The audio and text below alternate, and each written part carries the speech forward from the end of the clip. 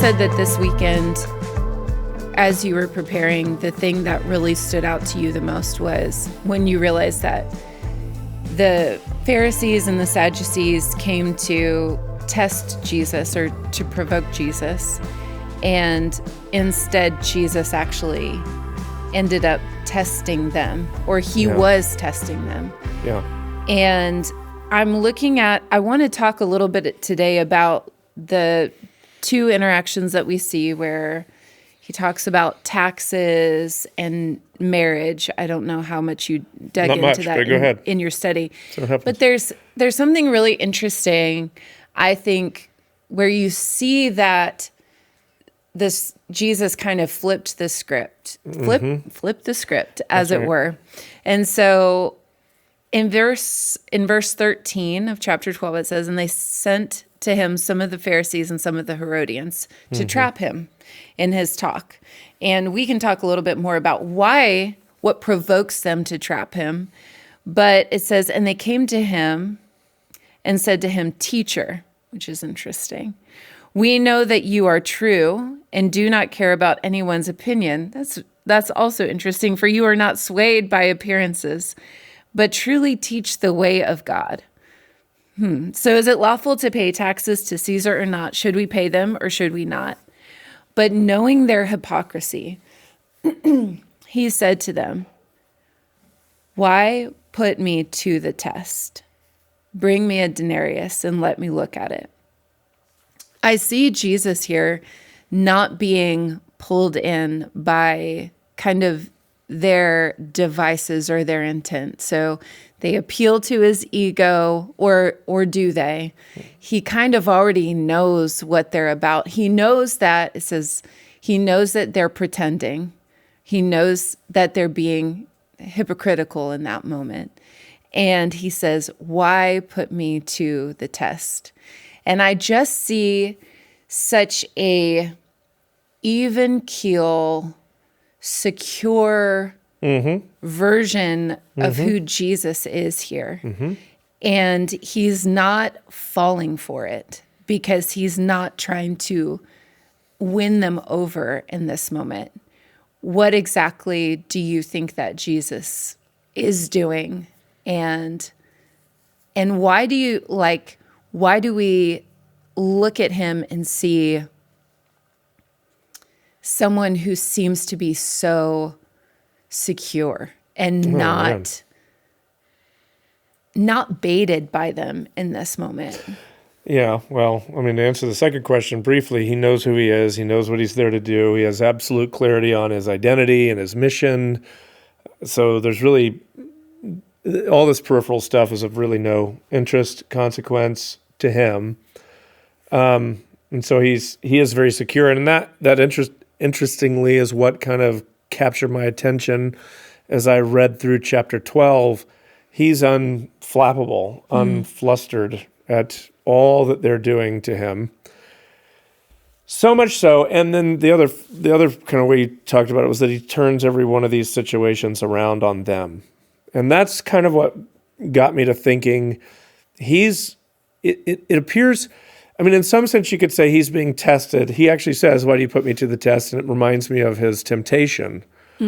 But, and so in some sense he's kind of passing, if you will, with flying colors, their test. But in another sense, he's not, how would I put this? He's not a passenger here. He's not a victim here. He's not, these are not things that are just happening to him. He seems to be in charge of every situation that he's in. They, are always trying to kind of get leverage over him and wind up in the opposite position, every single time. And that's kind of what got me, that coupled with kind of what I was learning about, because I'd already been doing some study on Mark 11 just in preparation for last weekend. Not that I was going to teach it, but that I was going to talk to my dad about it. And I wanted to kind of have my own thoughts about it a little bit. And so I'd done a little bit of research on that and came to the conclusion that I shared with the church, which was, I think that the fig tree there is a living parable of what's happening in the temple. Looks fruitful from a distance, isn't fruitful when examined up close.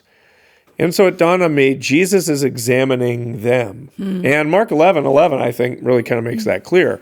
Just after the triumphal entry, it says he goes into Jerusalem and into the temple.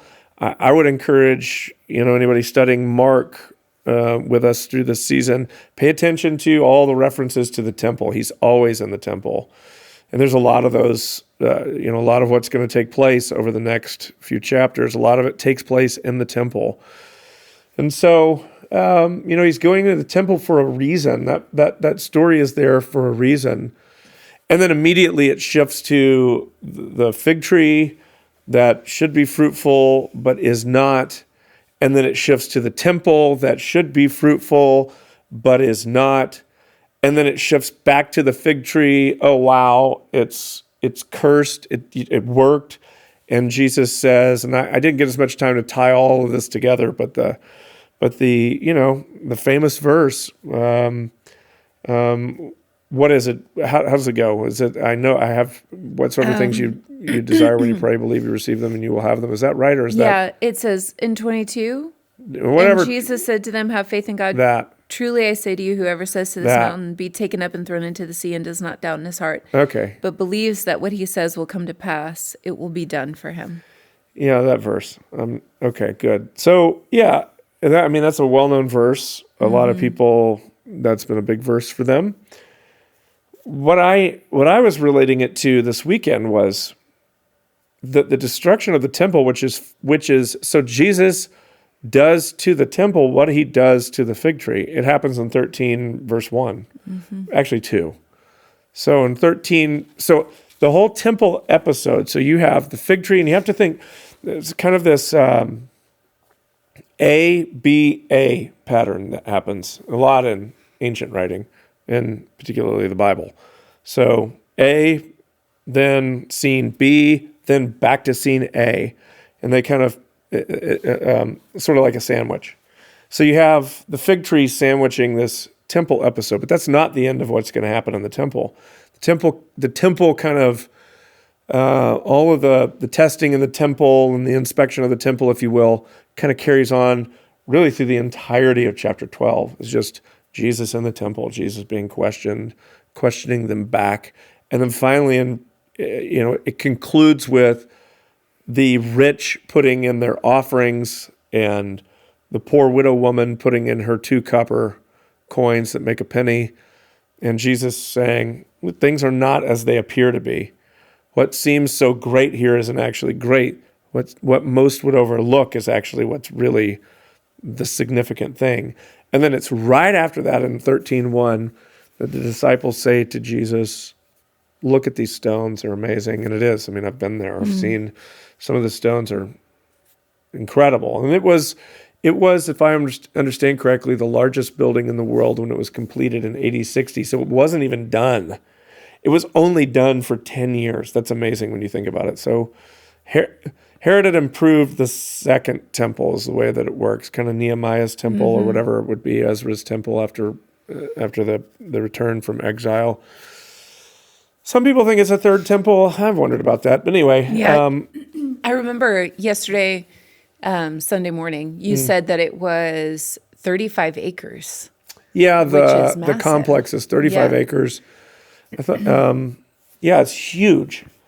And, there would be, it's still there. The foundation is still there. The Temple Mount is still there. There's it's not actually, I don't think it's a mosque. The Dome of the Rock is a shrine, if I'm not mistaken. But anyway, there's, none of the columns or any of the, it's all gone. It's just kind of a flattened space. But there are, I want to say at the southwest corner, I think is where it is. There are stones that have been thrown down that you can still see. They're just laying on the ground. They're still there. They've been there for 2,000 years, 2 millennia. It's amazing.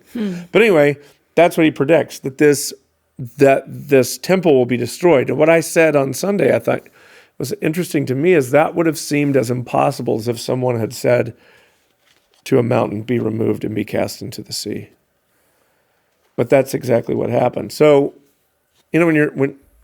I'm not trying to say, and this is what I loved about, contrasting these 2 weeks back to back with my dad last week and me this week. And some of it's interesting of how you look at these verses based on your personality and experience and lots of things. And I want to be careful with that because you can go too far and basically say that the Bible means to you what it means. And that's not right either. But there's a certain kind of personal, practical aspect to these verses and these scenes that can be applied. But then there's a bigger picture aspect that I think needs to be taken into consideration. And one of the things that I'd said this weekend that I really believe is I think that part of the problem, maybe a lot of the problem for people when they read the scriptures is that we read them in like isolated little bits.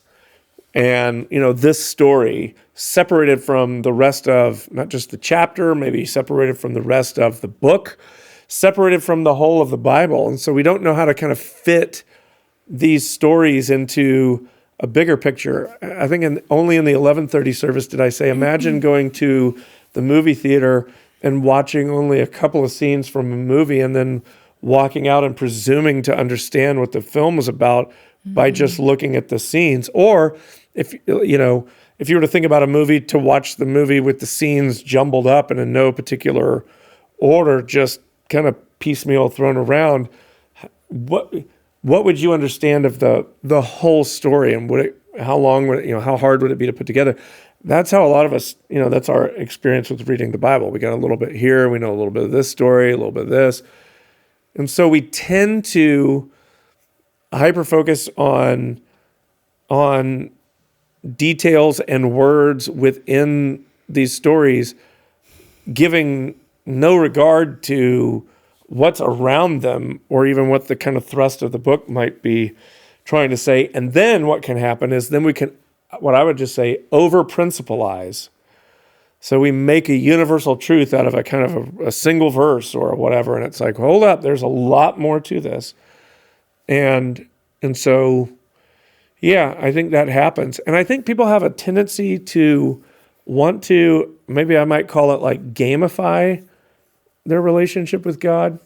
So we want to create rules and formulas and patterns that we can say, okay, when this happens, this is what I do. And, and if I do that, then this is going to be the result. And real life doesn't function that way. None of your relationships function that way. You're in a relationship with a person. God is not a computer program that if I put, certain inputs in, then certain outputs are required to come out. And yet that's how a lot of people, that's their whole understanding of prayer, of speaking the word, of faith, of all of it is just like this inputs, outputs kind of pattern of if I do this, then this will happen. And I'm not sure that requires much trust. Yeah. And I'm curious why you think people do that. Like, what have you been tempted to do that in the past? Oh, sure. I think all of us are. I think there's a temptation to that because it puts me back in control. Yeah. I mean, it allows me to kind of manipulate the rules to my own advantage to, in essence, win the game. Mm-hmm. I don't have to know you. Mm-hmm. I don't even have to like you.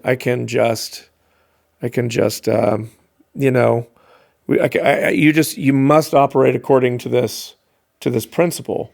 And certainly I would say God operates according to his character. But I also think that one of the things that we miss is that we don't see, there's so much of life that we don't see. What do I mean? I just mean like our lives and our perspective is so narrow and fleeting and limited. We see so little. I mean, we have a hard time wrapping our minds around the bigger picture of Scripture, let alone the bigger picture of history, to try to think about where we are in all of that and what effect our lives have. And there's so much of that I just think we're largely unaware of. We're mostly consumed with our own needs, desires, wants. So we miss a lot. And so it can be very easy to focus on, well, this is what I need, not knowing a much bigger picture. If you could see, I think the thought is that if you could see everything that God could see, you would choose what he would choose for you. I think it's interesting that in Mark 11, the tendency for the disciples in that moment is to focus on the fig tree. And rather than they're not making the connection between the fig tree and the temple necessarily until much, much later. And we have that same kind of tendency to like have a very limited perspective. I think that's what you were speaking to in that moment. Like they just don't see everything that Jesus is trying to teach them at that point. But it is like a seed that's planted. And So yeah, do you, I mean, we looked at this a few weeks ago. I can't remember which chapter. It's probably like 8 or 9, where Jesus is teaching the disciples, and he's talking to them specifically about how many baskets were left over. Yeah. How many? Just pay attention. Yeah. Like there's a like what I was doing here is meant to speak to you more broadly. Mm-hmm. That's what I would say is happening with the fig tree. It's like, hey, and so I don't know when. We don't know when. Did it occur to them? It must have occurred to Peter, who is Mark's source for this gospel. Oh, yeah, that fig tree was a living picture of what was going on with this kind of religious, with the temple and with the religious leaders who were in charge of it. I think it's really interesting that while that might have been their focus and they learned something in that moment, Jesus's intent when he came in riding on a donkey was much deeper than what they would have immediately seen. And so what he's doing in these moments is teaching them something, but it's much more, I don't know, I just think about the weight that Jesus must have been feeling in that moment compared to maybe what the disciples thought alone. was happening in that moment. He's alone. I mean, no one knows. Yeah. No one has any idea what's going on. He's the only one. It's amazing. You read the whole thing, and it's like everybody's got their agenda. Everybody's got their thing. They will only be remembered in so far as they were connected to what Jesus was there to do. Their agenda, long gone, passed away, doesn't matter anymore. What he did, we're still talking about. So yeah, it's amazing to think. I mean, no one really understands. Even the people who are waving the palm branches, they don't really get what's going on there. And you know, I read one commentary that said it couldn't have been, whatever was going on there with the triumphal entry, couldn't have been so significant. Otherwise, it would have sparked they would have put that down immediately. So something is happening there. There's a kingly aspect to it. How far it went and what those folks even understood, I don't know, because it's not too long after that a similar mob is going to come together and cry out, "Crucify him." So I mean, he's clearly the only one that really has any idea what's going on all the way through. Even after the resurrection. It isn't till after Pentecost that the pieces all start to fall into place for the disciples and they get it. And it's not because they figure it out on their own. It's because God gives they the Spirit. have the Spirit literally helping them to understand. Yeah. I mean, Luke 24 is that they're leaving, and we hoped he was going to be the one that would redeem Israel. And Jesus is like, okay, hold up. He has to unpack it for them, but they don't get it.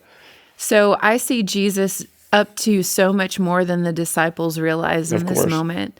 And in the same way that Jesus is up to so much more. So that's a great question. Is it possible that he's up to so much more than you think? Yeah, absolutely. And I think that he is. And what he's doing here is he's inspecting the fruit on the fig tree. He's inspecting what's going on in the temple.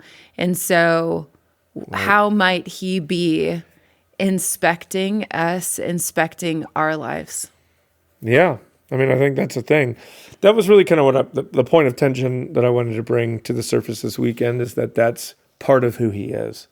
And there are too many verses about every branch of me that does not bear fruit will be, cut off and thrown into the fire and burned and, stuff like that. But also, landowner goes away, comes back.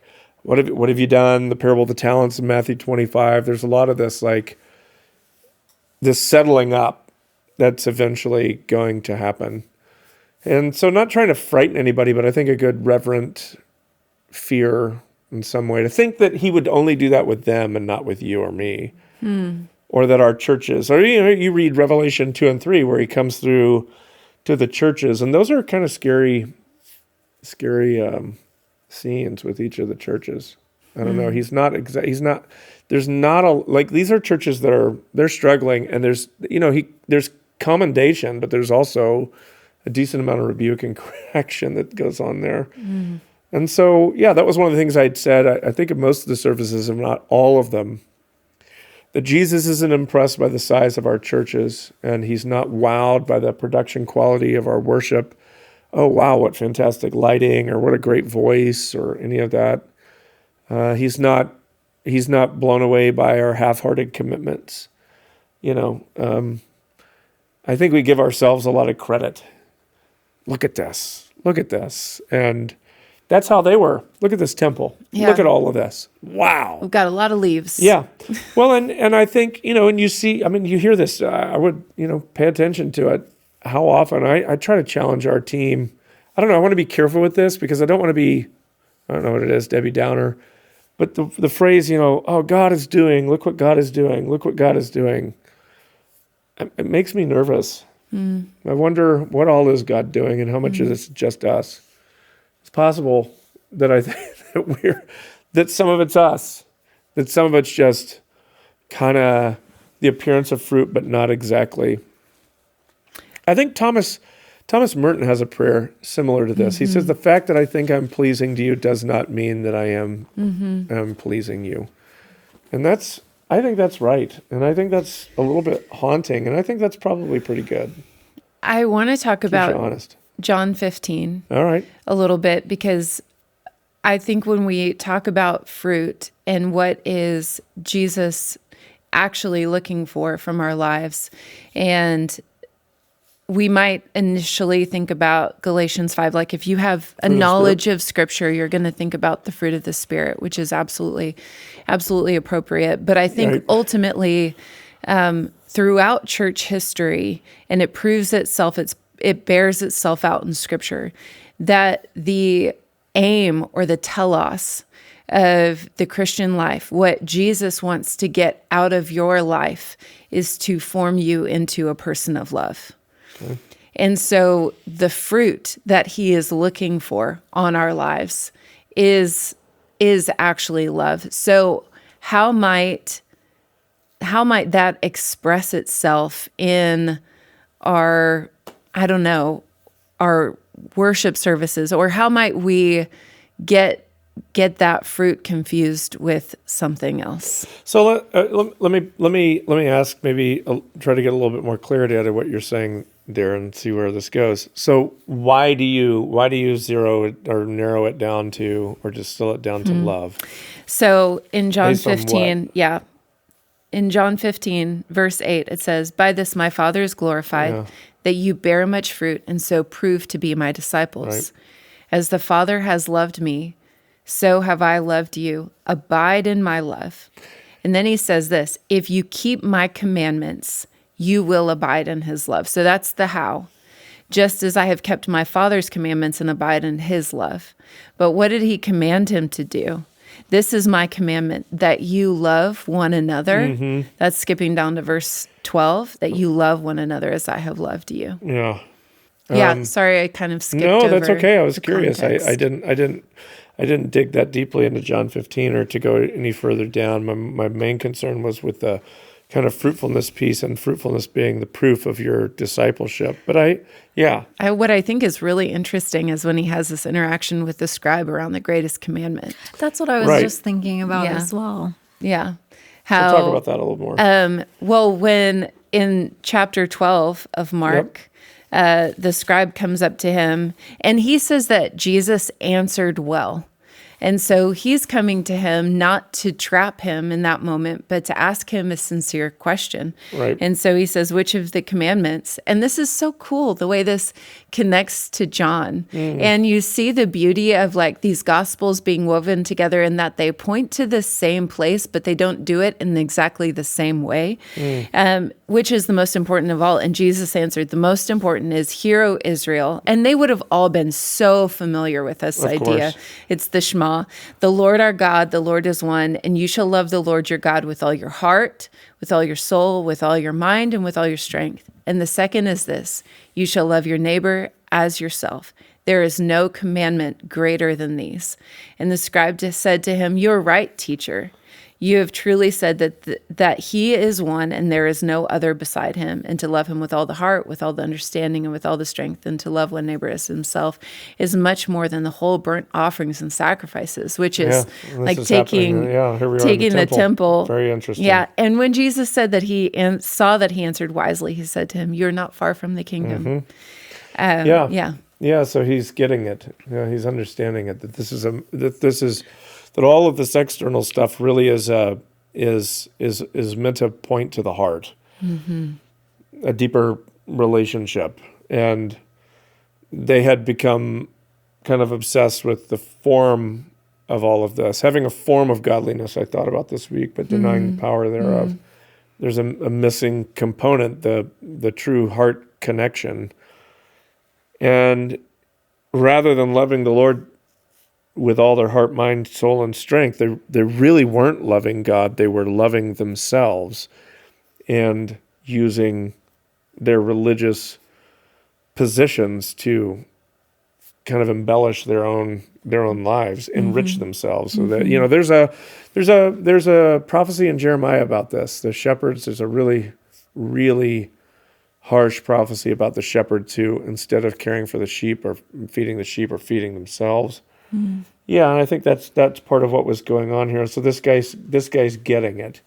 He's getting that God's after something deeper, that what the Lord wants is something more than just a kind of ritualistic response, but an actual relationship. That seems to be the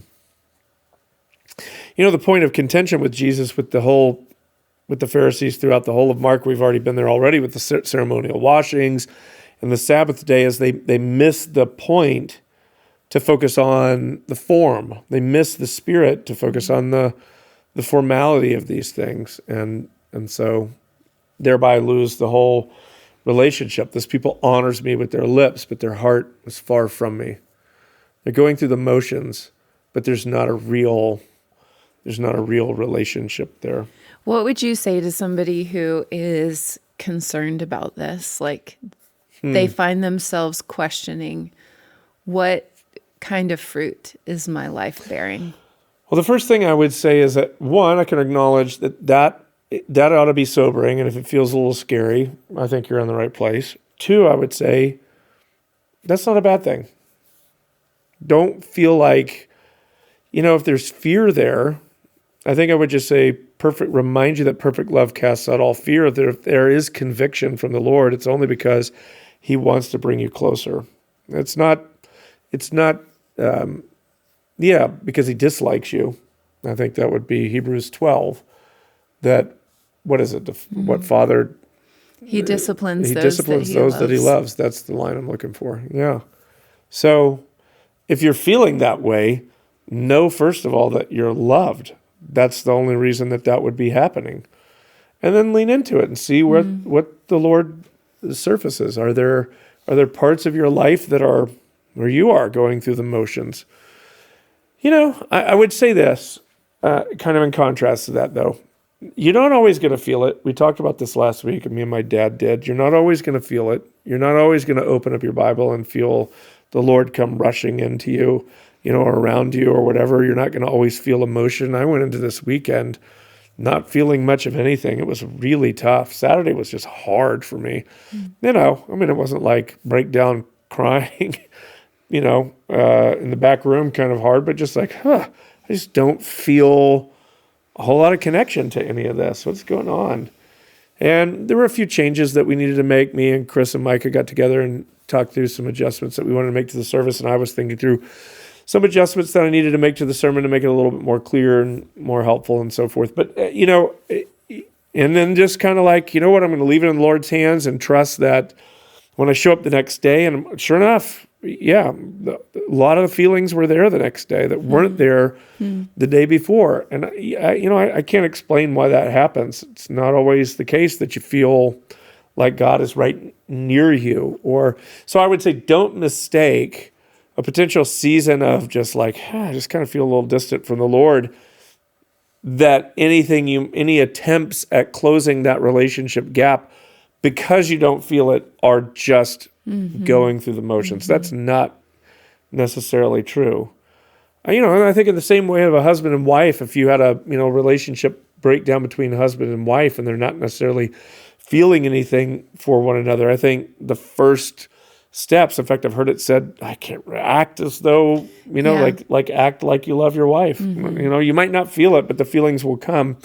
I don't think that's going through the motions. I think that's choosing the relationship over kind of what has been. It's practicing your way into love. I've heard it said that practicing your way into love. I like that. I've heard it said that loving feelings follow loving actions. Yeah. And so when you practice loving, like when you're angry at somebody and you're having a hard time forgiving them, you're like, oh, like I know that the answer to this is to actually pray for them so that but you don't feel like it. You don't feel like it because you want to hold on to that anger and you want to hold on to your rightness in that moment. But when you invite God into that space, you begin to see them not as the opposition, not as the enemy, but as an image bearer.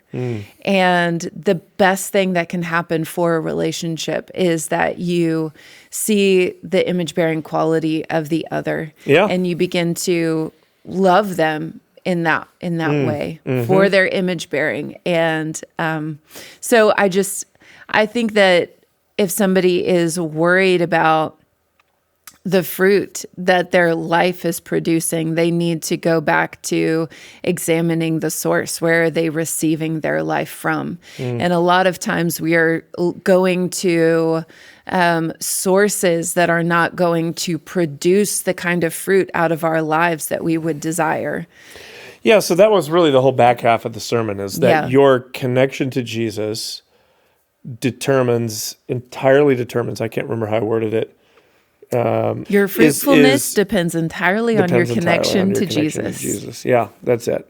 Your fruitfulness depends entirely. Yeah. So if you listen to what he says in John 15, I am the vine, you are the branches. Do you have it open there? Pull it back up again. I can very easily. Yeah. But the way that it reads, it's very clear to me, he's the one producing the fruit, not... It's our connection to him that makes fruit possible. Let's put it that way. That apart from me, you can do nothing. What is that, verse 5? I think it is. Yeah. It says, I am the vine, and my Father is the vine dresser. Every branch in me that does not bear fruit, he takes away. And every branch that does bear fruit, he prunes, that it may bear more fruit. So just right here, I want us to recognize that the Father is the vine dresser. He is the one who's doing the pruning. He is the one who's doing the removing. A lot of times in our lives, we are the ones who want to prune, and we are the ones who want to dress the vine. Like we want to be the ones to take care of ourselves, to find the imperfections. But if a rose bush was capable of finding the imperfections in itself and cutting off the branches, that it would never go as far as was necessary to actually produce fruitfulness in that moment. Wow. So, yes, Jesus is the vine and the Father is the vine dresser. Also, two things there from that text, that there are two different kinds. There are branches that are not producing fruit that are cut off and thrown away. And then there are branches that are producing fruit that must be pruned. And it seems to me that that's a bit of what we're dealing with here. In Mark 11 and 12, we have a group of people that are just not producing fruit at all. And the whole temple system, if you will, Jesus is going to condemn and declare it dead, just like he did to the fig tree. But then there's others that are producing fruit, but just need to be pruned. I think of the disciples. There was a lot of pruning that had to happen. Some hard things they had to walk through. In fact, it's interesting what he says of Saul of Tarsus, who would later become the Apostle Paul. He says in Acts 9, I think it is, what he says to, who's the guy that he sends to him to meet with him, Ananias? Yes. He says, I will show him how much he must suffer for my sake. Something like that. That's fascinating. That's what you're going to show him. Anyway, I think there's a pruning in all of that. I think the difficulty that Paul walked through shaped him in pretty significant ways. So, yeah, I think I like what you're saying is that we wouldn't go nearly far enough. You know what it reminds me of? I have a trainer. I've been working out for a couple of years with a trainer with a couple of buddies, and one of the things I noticed is that without a trainer, I do not work out nearly as hard. And there's so many moments in a workout, especially when your body is kind of screaming at you, this is hard, I can't do another burpee, or what goes through your mind are, this is good enough. That was enough. You did good. You went and worked out today. Good job. A lot of people didn't work out today. You did good. And you end up quitting. You stop. Like so many reps before you actually, before you would need to stop or have to stop. You stop short. So with a trainer there, it's like, we're going to close out with, 3 sets of 10 burpees. I'm not good at burpees. I hate burpees. These long legs don't like doing burpees at all. I got my buddy Hank, he's probably of a little great shorter stature. He's amazing at burpees. He can just pop down and up so quick, and I'm just over here like slow motion going. I have to get all the way down there. Yeah, that's how I feel when we're having. Yeah, exactly. 3 sets of. Let me just say this: there are almost no exercise moves that it is advantageous to be tall. Because the leverage, your levers are longer. Everything is it's like worse. But, you do these 3 sets of 10 burpees. I would never do that on my own. I would never do that. Not just because I hate burpees, but because I'd say 10's probably enough. But to have Bryce standing there saying, come on, get up, do it again. Yeah, I end up going a lot further than I would do on my own. So I think that's a good word that you need. It's the Father doing, he's the one doing the pruning, because you would not go far enough yourself. You wouldn't go far enough yourself, and I think we would end up cutting off things that he wouldn't. There's a Saint Teresa of Avila. I don't even know if I'm saying it. I think it's Avila. I don't know. Whatever. Yeah. She had this line where she said, sit in the weeds with the gardener. And sounds terrible, right? But we want to weed the garden. I was actually praying about this morning. I was like, God, I want to clean up this garden and show it to you and show you what a good job I did so that I can earn your love and so that I can convince you that I'm worthy. And he is not asking me to do that at all. He's like, you sit down and you let me do the work. You let me do the work that only I can do. You let me show you what needs to be cut off and what needs to maybe stay, and trust me to be able to do it. So if somebody is like, okay, Casey, I hear you. That's a really great idea, but I don't even know where to start. What would you say to them? That's a great question, and not my strong suit. I'm not sure where I would start. You got any ideas? I loved what your dad said last week of just finding spaces to honor God, by getting alone. He's like, even if it could just be 3 minutes in a private room, that is a way to honor God by just getting quiet and being alone. and starting there, and letting honor be what the Lord wants it to be, instead of like, my honor is all these action-based things. That's really good. Yeah, good. That's a good place to start. Yeah, I think that's a wonderful place to start for sure. And you said it the other day. I know that it might sound like we're just like banging the same drum, and I think that's part of what's interesting about Mark is you begin to feel like you're in this kind of repetitive. Jesus is doing the same thing with the disciples over and over and over again, and we seem to be saying the same thing over and over and over again. You need to create space. You need to get quiet. You need to find a few minutes to honor God. And I think that even for us, we might begin to feel like, oh gosh, I want to, shouldn't we talk about something else so that we can give people something new to think about? But the likelihood that we're actually doing this, or the people who are coming in and week out are actually creating the space, is probably pretty low because of the culture and the society that we belong to. So it seems to me that trusting that what God is saying in this time and in this space to his people is, you have to slow down. You have to create space to honor me and to listen, is a message that we continually need to hear. One of the things I thought I think you talked about it a little bit this weekend, but in chapter 11, it has been different, was that the disciples listened at the fig tree. They heard him.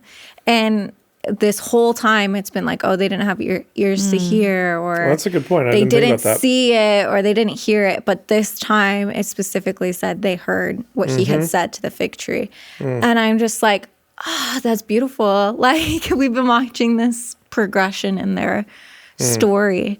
And that is a cool point of like, I don't even know if there's like significance to it, but for me in reading it, I was like, man, you can start to hear him. Yeah, that's good. Yeah, I personally loved the connection that you made to the disciples hearing Jesus talk about the fig tree, and then the scribes and Pharisees, they heard him. What part was it where they actually heard him? Yeah, that's my house shall be called a house of prayer for all nations, but you have turned it into a den of robbers. And it says, I think it's right after that it says, and the scribes and chief priests heard him. I see the greatest commandment: love the Lord your God with all your heart, mind, soul, and strength, and love your neighbor as yourself. And I see this kind of admonition in the middle of the temple. It's a house of prayer for all nations, but you have made it a den of thieves. And I see this connection with loving God and loving neighbor. And my concern is that we could focus so much on a person's individual relationship to God, that they have this feeling of security that they're good with God, but the outflow of their life is intended to be love. And I'm kind of returning back and tying back to that John 15 thing. But I think that makes us uncomfortable. It makes me uncomfortable because I know that what God is asking me to do is sacrificial in nature. And if we just continue to keep it around like, oh, well,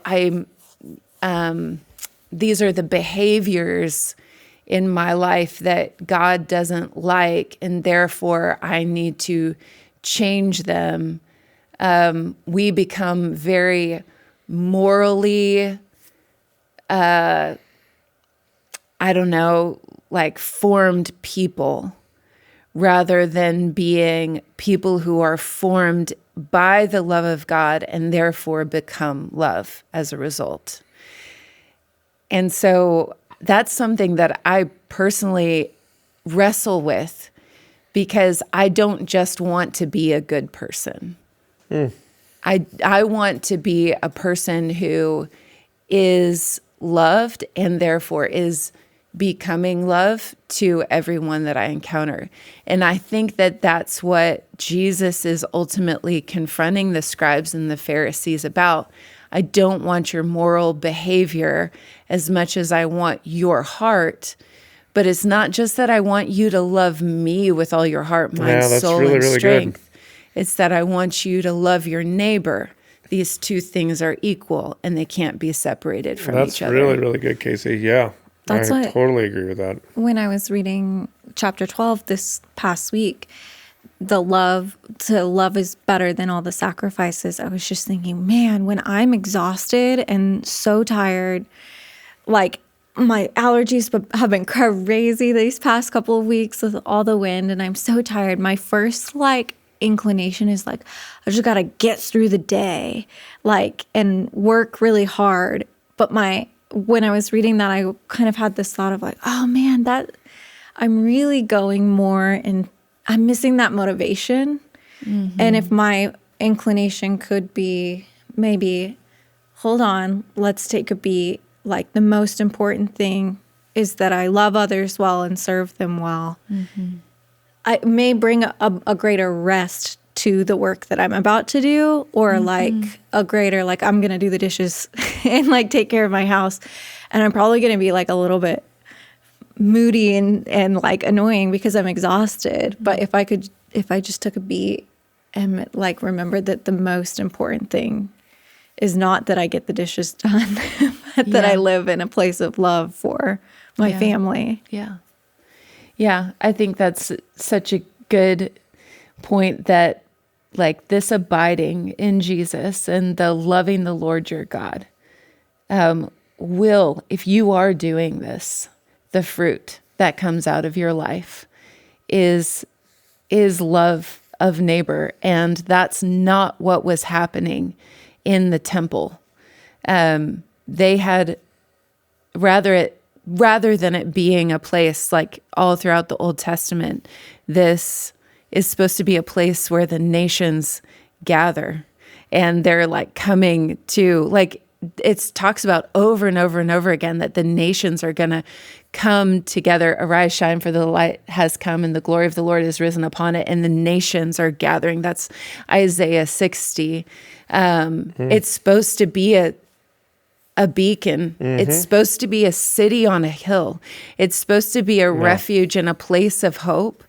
And he is just you are operating antithetically to what you have been commissioned by God to do, and what you've been created to do. Yeah. And he is so angry.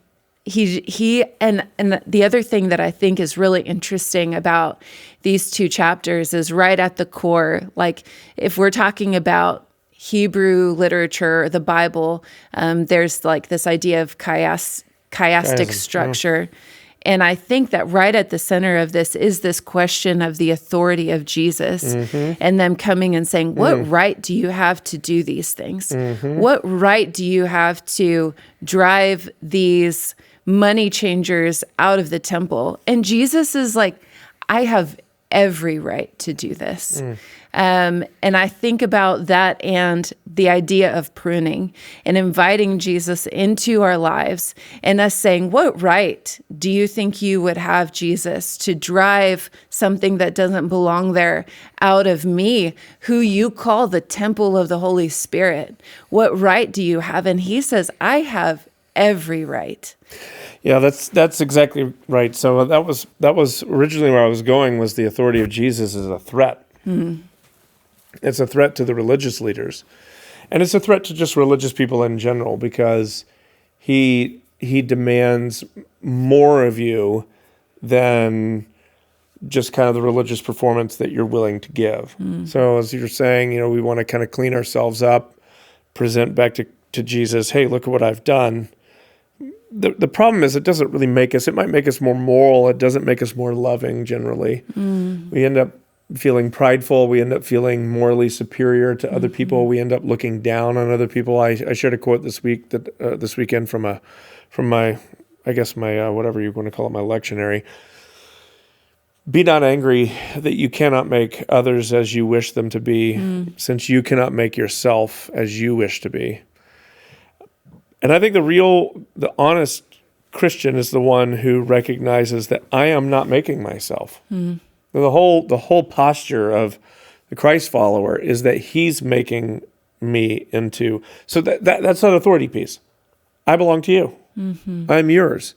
I don't have opinions that get to supersede yours any longer. I don't get to have points of view that run contrary to what you say about me or the world. I've got to follow you. So I belong to you. My body doesn't belong to me anymore. It belongs to you.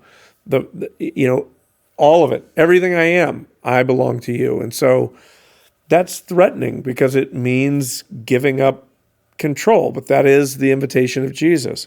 If anyone would come after me, let him deny himself, take up his cross, and follow me. But the flip side of that, kind of where I was ending, was the notion that it's also really comforting because it means I don't have to have everything figured out. Neither do I need to be in charge of everything anymore. I don't have to think about. I don't have to worry about the future. I don't have to have the answers to all the problems. I know the one who is the answer. I know the one who controls the future. I know the one who upholds the universe by the word of his power. I know him from whom and through whom and to whom are all things. Like that kind of security of trusting God in that way, which is what he's ultimately trying to get out of people, and what he's, like he's bringing kids into their midst and saying, like this kid here.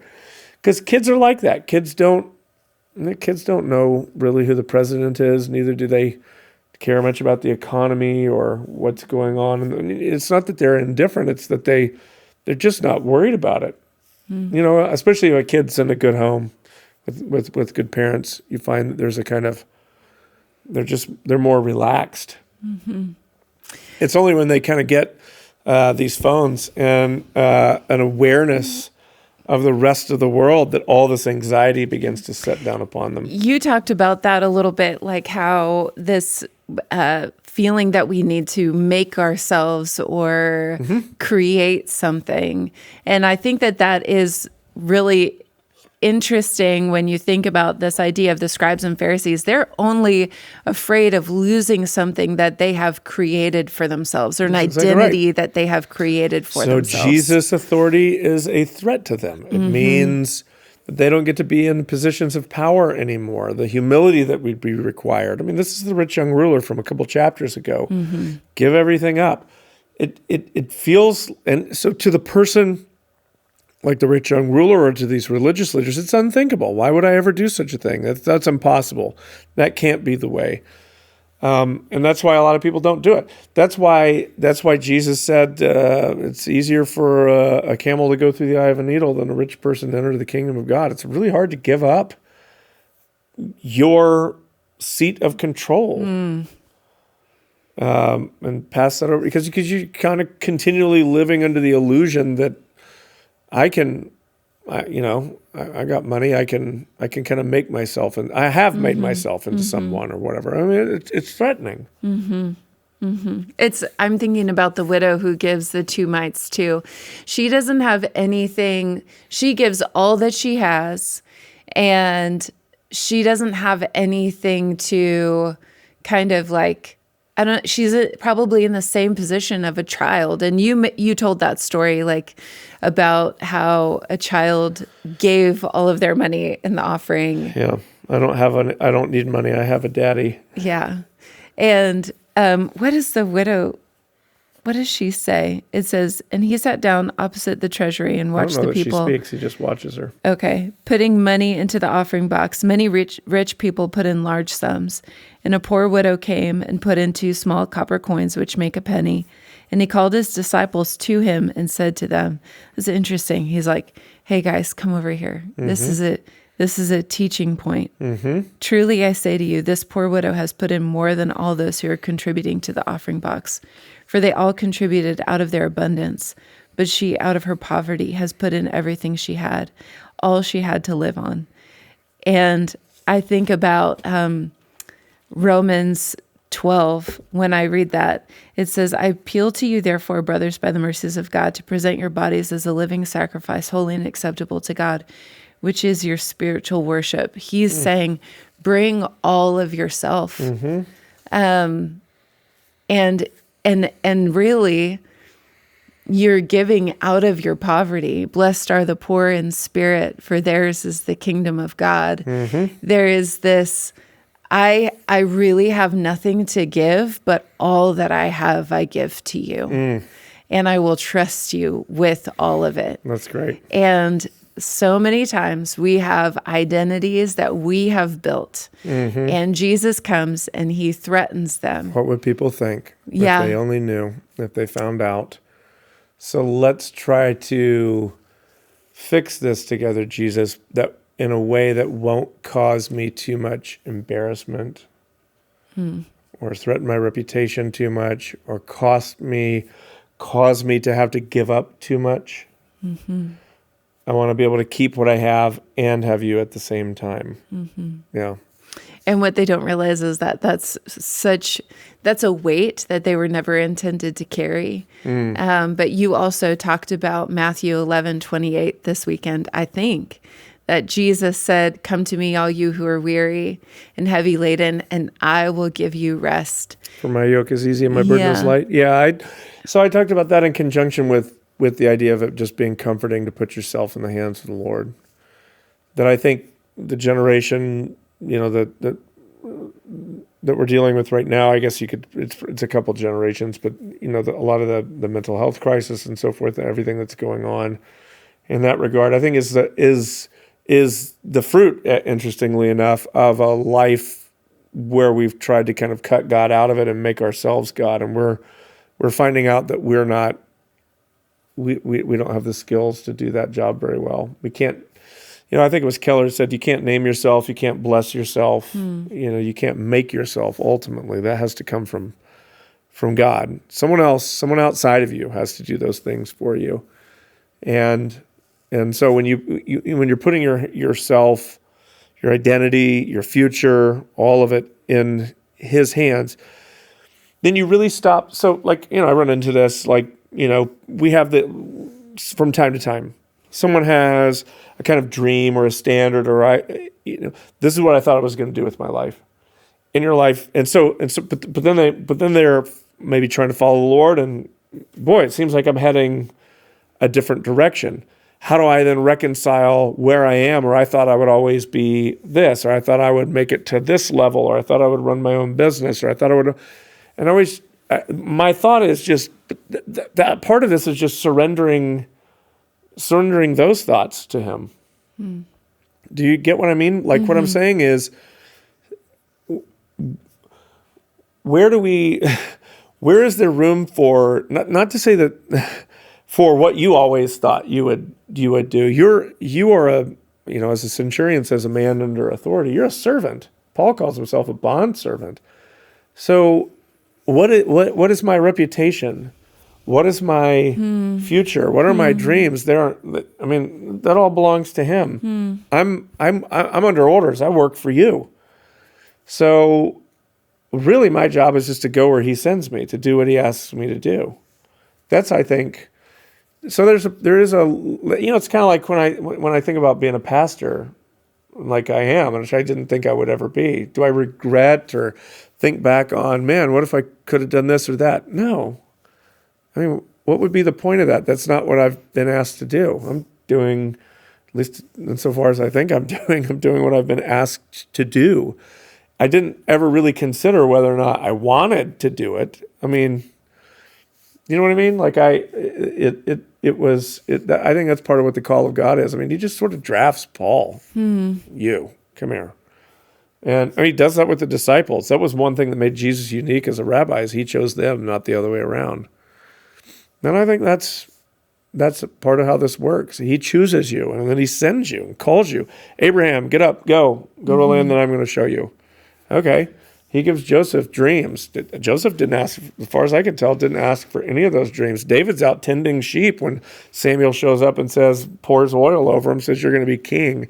We got it like that. Hopefully what I'm saying is disorienting to you. Hopefully it's a healthy disorientation, or you're going, wait a minute, I think about the world completely different. Yeah, we do. That's part of our culture, is we think, but I'm supposed to be the one to think about what I want for the future. I'm supposed to, won't my life be miserable if I don't get to do whatever it is that I really want to do? And I think, but do you really believe that you serve someone that knows you better than you know yourself? Then trust them.